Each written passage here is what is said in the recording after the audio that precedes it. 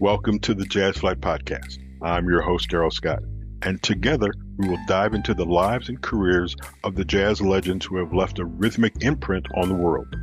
Be prepared to reminisce on the highs and the lows of their musical journey and the trials that sculpted their timeless musical gems. We'll preserve the legacy of these extraordinary maestros and find inspiration in the melodies of their lives. Subscribe now and never miss a beat. Now, let's get to the show.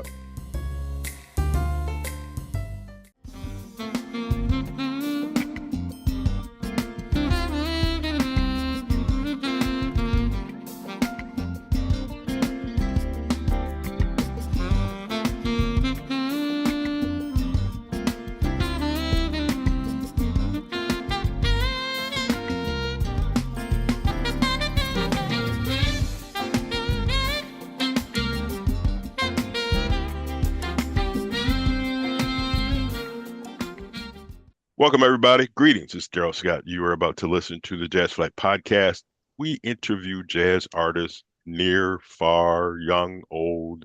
Need for you to find out about these people. We got a new one here. His name is Donald Hayes. Donald, how are you today? Hey, how you doing? I'm great. I'm so happy to be here. Good, man. I greatly appreciate it. Here's my first question, because I've talked to a couple other people, one in particular, who's from Memphis, and you're from Memphis. Yes. There is a Memphis sound.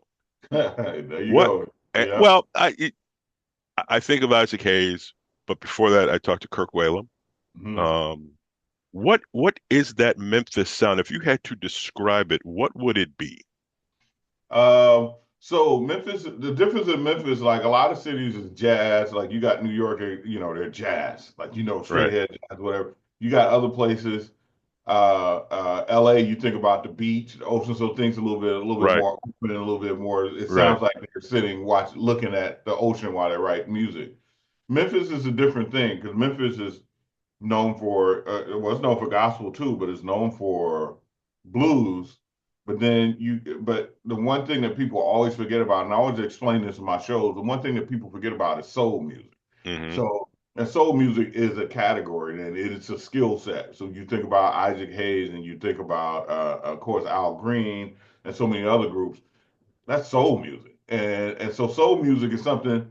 It's not always, in particular, if you're a musician that's in the theory, it's not always theoretically correct. It might be a funny note in it, but it's got a feeling to it and it's got a vibe to it. And then Memphis got a funk, it's got an edge to it too. And when you listen to the funk, you listen to groups like Barcades and groups like that come out of Memphis. I always tell people like the groove in Memphis, you like the pocket in Memphis feels like the guys in the band. Somebody got a warrant. It's got an edge to it. It's like Right. yeah. Some of the it's got an edge to it. Somebody in the band got a warrant. Mm, mm, mm, So it mm. just got a different kind of hump and edge to it. See, now Yeah. you're gonna make me go back and listen to some of those Memphis folks and see if Oh I can no, no. pick who. It sounds angry and dangerous. So when you were growing up in Memphis, who were the artists, the musicians that you were listening to? Ooh, man. So, and then the other thing, like you mentioned, like Memphis is such a musical town. I mean, it's Right. just when a lot of times when people ask me, like, man, well, where'd you get this from? And how'd you learn this? And it was like, my answer is always, well, I'm from Memphis. Like, it's not about like how I learned it. It's a cultural thing, is where I'm from. So, I grew up it's so many incredible musicians that you never heard of. I Hmm. mean, there are a lot of people, and you think about you think about Margaret Miller, you think about Donald Brown, you think about Phineas Newborn, all those Calvin Newborn, all those people are from Memphis. But then you think about Booker Little, trumpet. These are Memphis players, and but then you can move forward. Of course, Kirk Whalum. Kirk Whalum was a huge, huge influence for me. I'm from Memphis, but I live in LA. But I would say, I live in LA, but the music in me is from Memphis. But Kirk Whalum is such a huge, huge influence, uh, musically and professionally, also as a person.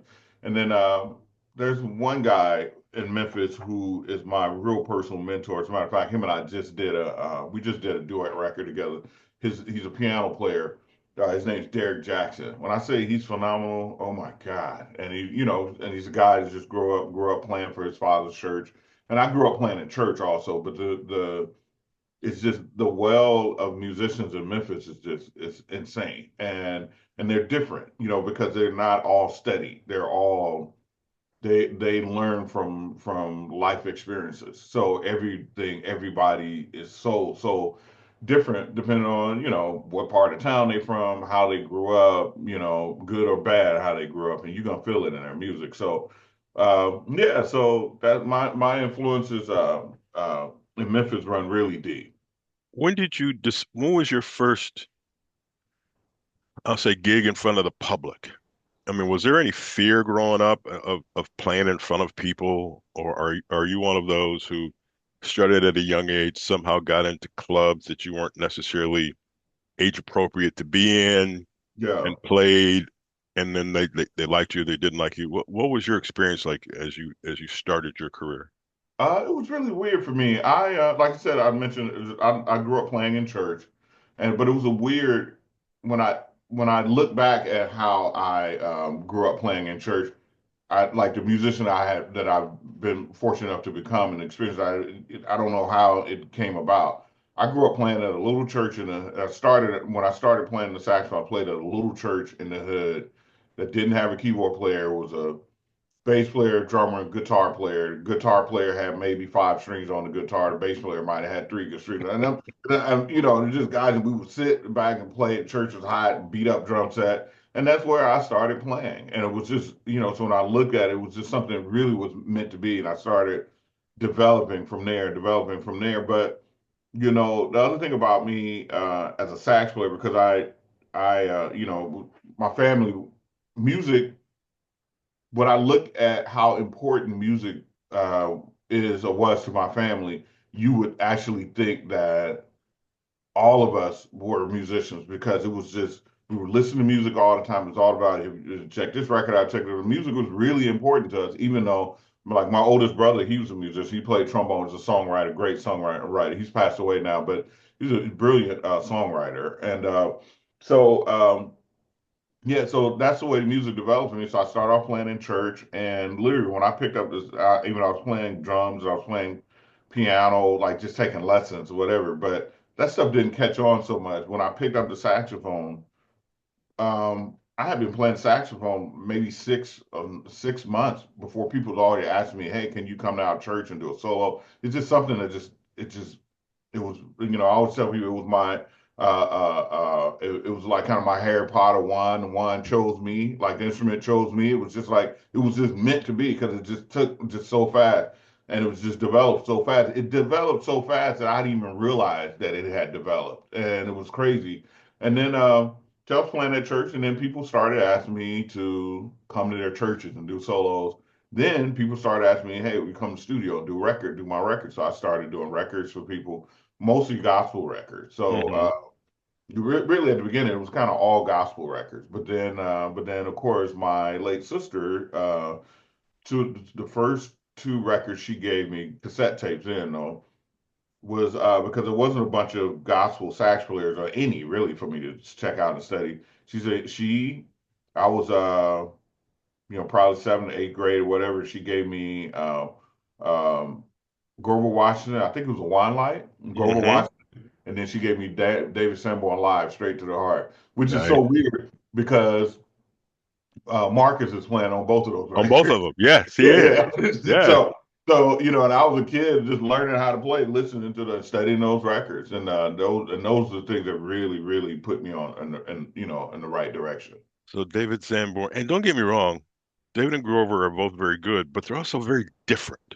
I Yeah. can recognize when I had that show called Name That Tune.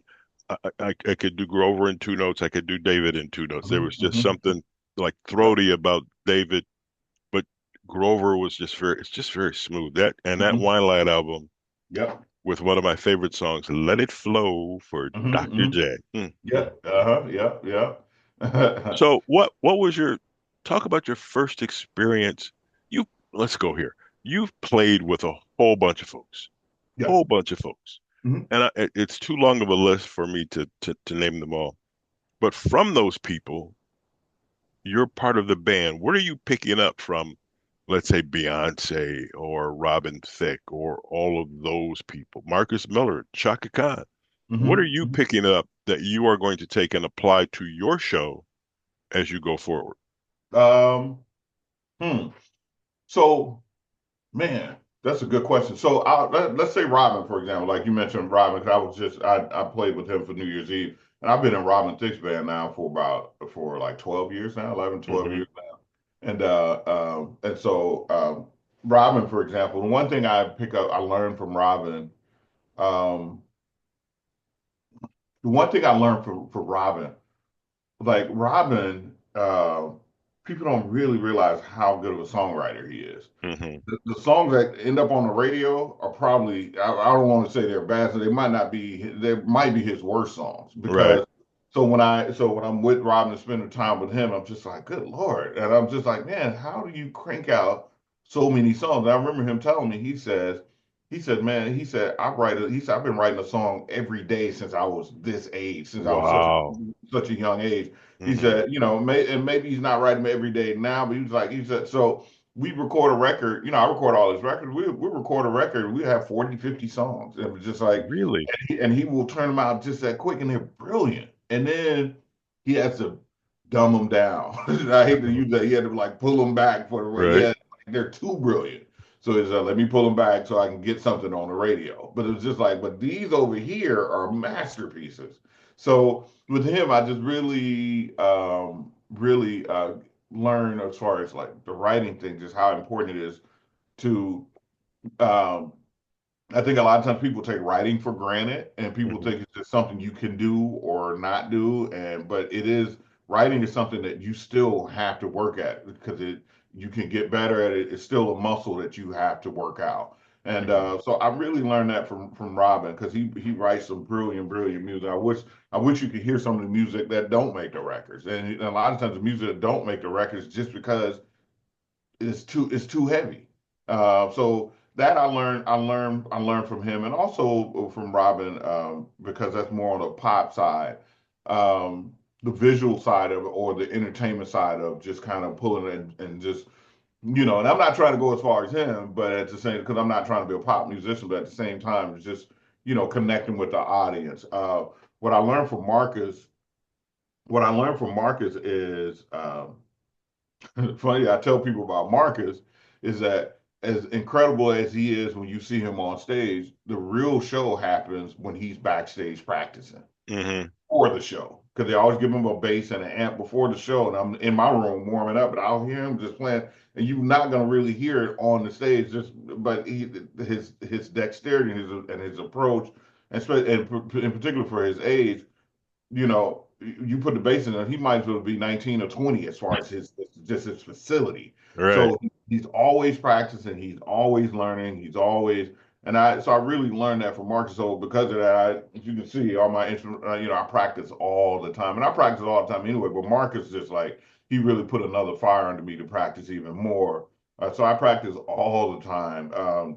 Just trying to get better. And Mark is always checking out new and upcoming guys and what they're doing. And I'm always checking out cats too, particularly sax players, or really everybody. I like to study singers a lot, but a lot of Hmm. sax players too, because every 5 years there's a whole, every 3 to 4 to 5 years a new crop, and everybody's got Right. a different thing. So I'm like, well, what is this group doing? What's this group?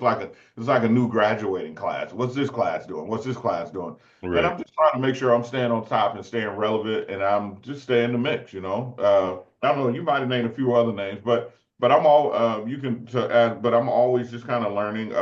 Wayman Tisdale. I used to record always with Wayman. I used to do all his Wayman's records all the time. I learned from Wayman is being able to write um, obtainable melodies that will get stuck in a person's head. Hmm. So I know I've done my job if I'm in a session or if I play a show and somebody walk past me and they're humming a melody. And it's Hmm. like, okay, I got you. You know what I'm Nice. saying? Wayman was a king of that. He could write a hook or write a melody, man. Yeah, And absolutely. and I think the greatest thing about Wayman is, and I think this is true, that he actually learned how to play the bass upside down and backwards. Yeah, yeah, exactly. He's a lefty.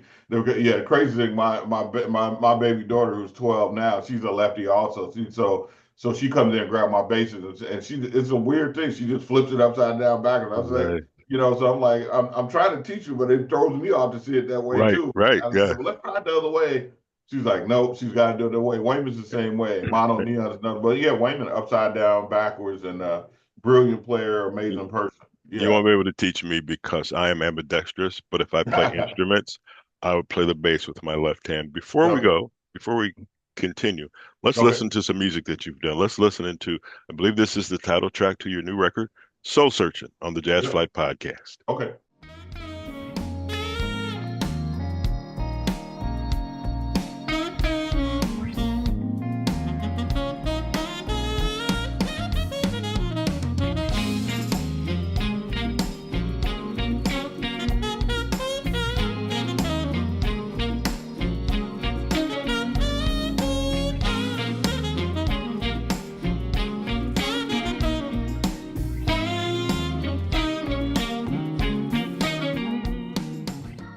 Welcome back to the Jazz Flight Podcast. I'm Darrell Scott. He is Donald Hayes. You just heard Soul Searching from his new record.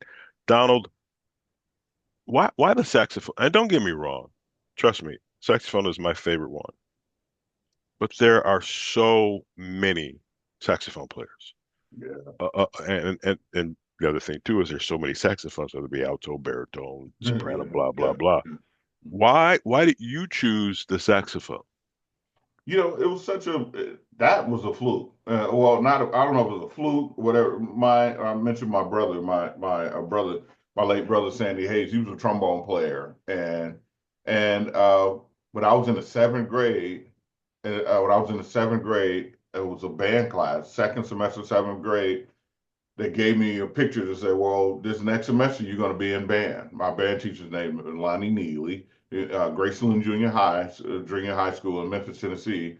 So they gave us a picture, pick an instrument you wanted to play, and I was looking at it, and I looked at it, I thought I wanted to play baritone sax. I was just looking at it, and then I looked at it, and I showed it to my big brother Sandy. He said that he looked at the paper and said, "This is what you're gonna play right here." He picked the alto saxophone.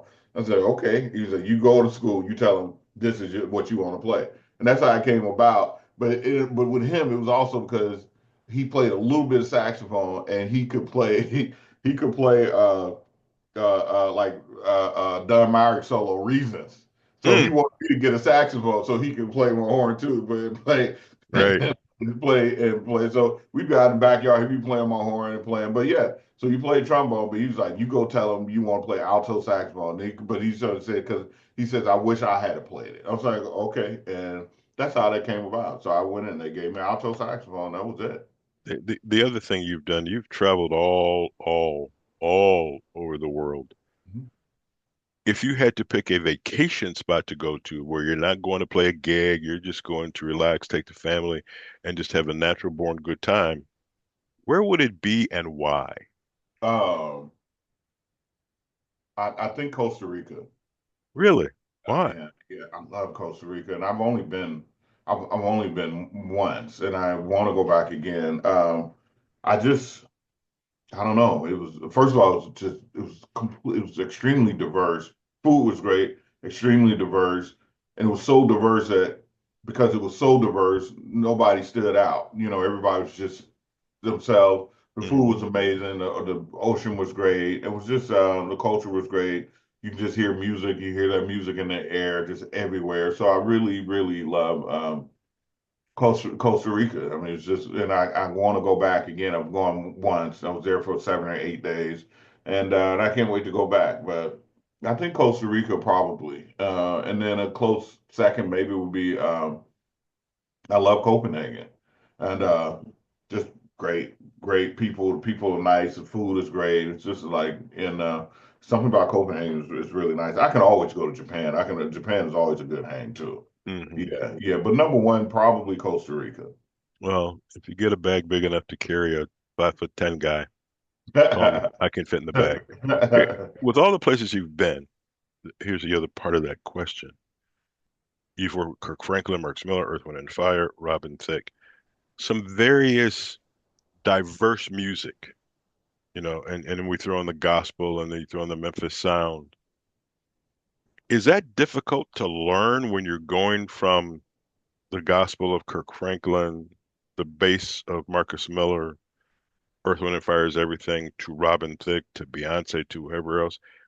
How do you, what trait does it take to fit in to play all those genres of music? Um, it's not this. The funny thing is like once you get your once your ability and facility is at a certain point, then it's more about a concept and an approach. Like I had a guy come to me just the other day, say, "Hey man, can I sit with you for some lessons?" And I told him, I always tell people, I said, "Well, you can sit with me for a lesson, but you probably gonna learn just as much just by having a conversation with me, Hmm. because he can play the horn, but then it's about like how you think about the music and how you approach the music, and you have to be good enough not to do something even though you can. You know what I'm Hmm. saying? Hmm. So if you don't need it, be good enough not to do it.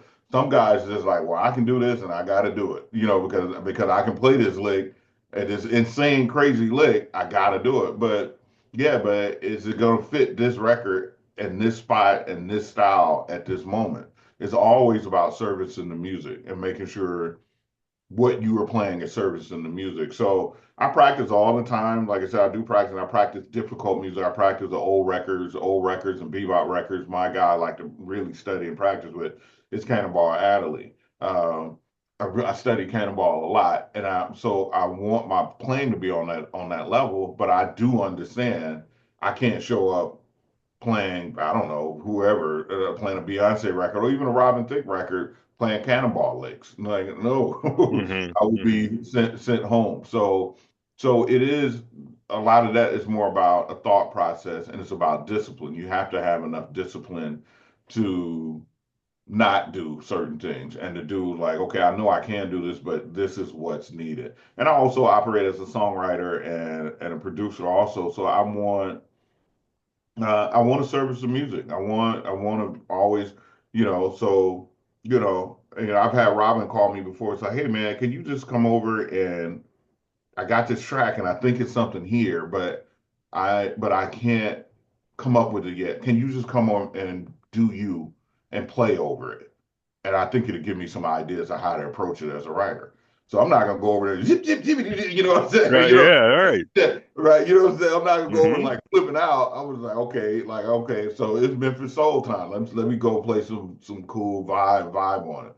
And yeah, so but and then the other part of that is that what I tell people when I go back to young people when they come to town, I always tell them like, hey, um, the more things you can do, the more things you can get paid from. So people can call me for anything and know I'm gonna find a lane that's gonna work and make their music better.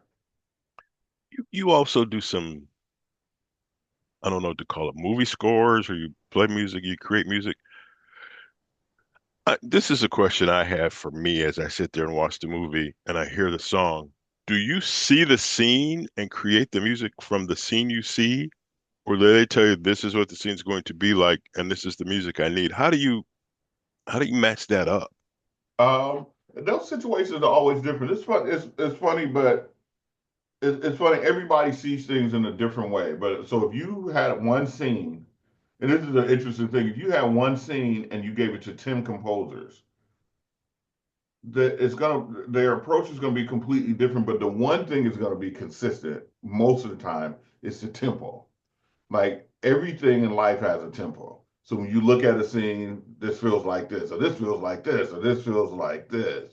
It's just like the tempo is so important. If you just sit and watch a group of people walk up the street, you can, in your mind, you can see a Hmm. tempo. You know, so everything starts with the tempo. Everything starts with a pulse and a pace, and then you go from there. It's like, what does this look like? What's happening in the scene? Is it one person? If there's one person, you might want to have just one instrument to match that one person, and then grow from there. If there's a lot of people, then maybe you bring in more instruments. So it's like I was just saying, even just about approaching records, it's a concept. It's an approach. Um, it's a concept. So for me, that's why working as a composer, music is visual to me. So even when I'm writing, whether I'm working on a film or whether I'm writing a song, I'm trying to paint a picture. It's all visual to me. Like the song "Soul Searching" to me, it looks and sounds like Memphis to me, and it looks like I'm trying. It's got this thing. I'm looking for something. I'm looking for a deeper meaning and a deeper purpose. Okay, let's take a listen to "Pressing On" from the new album "Soul Searching" by Yep. Donald Hayes on the Jazz Flyte Podcast.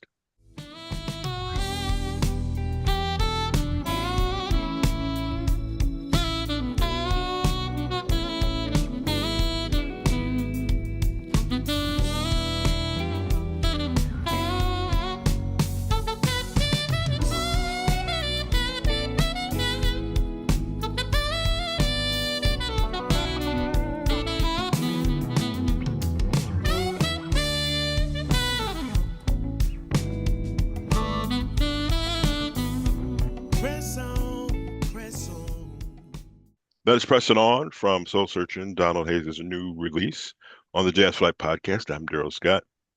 Donald, what's going on now? You got Soul Searching out. You working on anything else? Is there any new music coming up or any new projects coming up? What you got going on? Yeah, I got some really cool things happening. I mentioned earlier my friend and I, Derek Jackson. He's my mentor. We did a duet record together back a few months back, and right before I left to go to Europe with Marcus for the fall tour.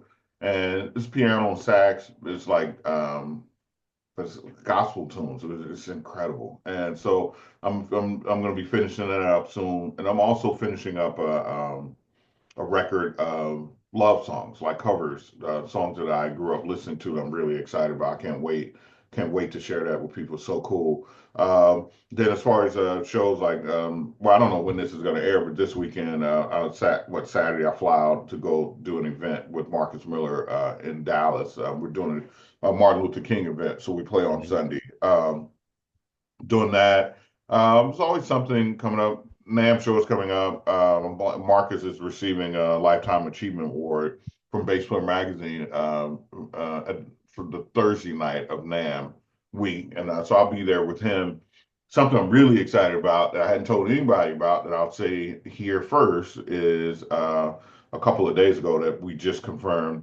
So I'm going to be going back to Memphis to play a duet show with me and Kirk Whalum. Nice.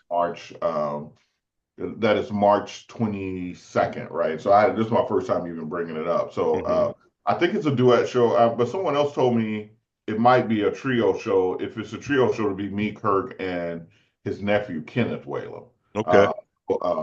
Yeah, so I'm really, really excited about that. So going home and I told Kirk, I don't know if he went with it. I told him, he said, what should I name the show? I said, you name it the Memphis Boys. So that was good. Kirk's a great guy. Yeah, so I'm so excited about that because he is a hero and a mentor of mine. So that is just like I'm gonna cloud nine over that. Yeah, yeah. Right. So our fans out there, since things have changed, how can our fans follow you, keep up with you, know everything that you're doing? Mm-hmm. Oh, you can follow me on Instagram, or Instagram is D Hayes Sax, two S's, DHAYESSAX, and I'm always posting stuff on Instagram, and then you can follow me on Facebook, Donald Hayes Music on Facebook, and then my website, which is that how you reach me through my website? Yes, through your Yeah, website. yeah, Yes. through my website. It's donaldhayesmusic.com. You can just kind of see on there, see a lot of things that I'm doing and hear a lot of other things, even film scoring things, and know more about me and history. But what I really want for whoever sees this, I really want to get out and play more for people live and like play my stuff live. I'm always out. I'm out with Marcus a lot. When I'm not out with Marcus, I'm out with Robin. But this year, I'm really, really hustling to get out and do a lot more things on my own with this record. I'm so grateful that people really, really connected with this record. But this record is really, it's really personal for me. There's some happiness and there's some pain in this record for me.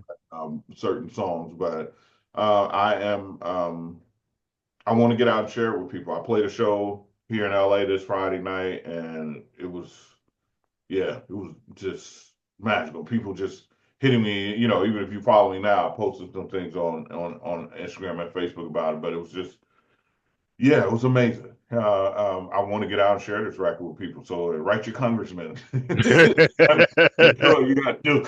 I right. want to play this record for different people for sure. Well, you get it to us, and Jazz Flyte will put it on our social media. Donald, it's been an absolute pleasure. It's great to talk to you. It's great to hear your music, and let's hope for a great 2026. I'm having trouble getting used to the fact that it's a new year now.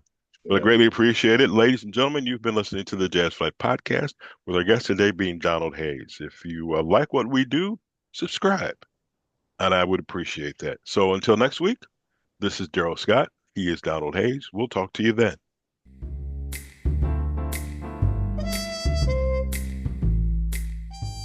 Thank you for tuning in to the Jazz Flyte Podcast.